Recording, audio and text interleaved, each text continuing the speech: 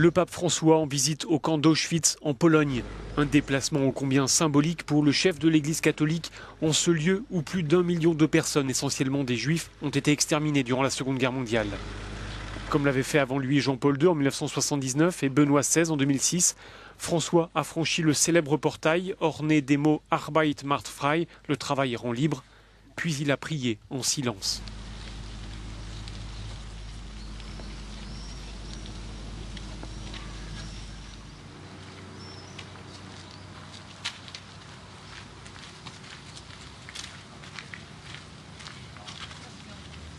Observer, prier et rendre hommage aux victimes de la barbarie nazie en ce lieu de mémoire qui n'appartient pas qu'à la communauté juive, mais à l'humanité entière.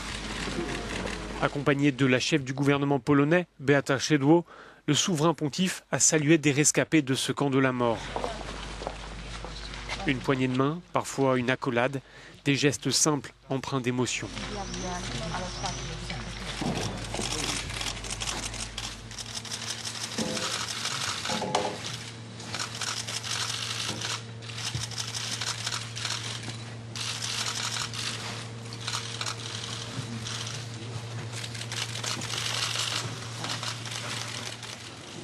Émotion également quand François s'est recueilli dans la cellule où fut détenu le père Maximilien Kolbe. Déporté à Auschwitz en 1941, ce prêtre polonais s'est sacrifié pour sauver la vie d'un père de famille. Exécuté par les nazis, il a ensuite été élevé au rang de saint dans l'Église catholique.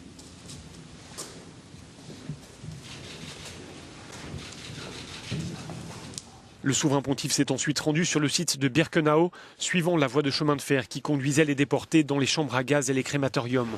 Devant le mémorial, nouveau temps de recueillement, alors qu'était chanté un psaume en hébreu avec ces versets « Du fond de l'abîme, je t'invoque, ô Éternel ».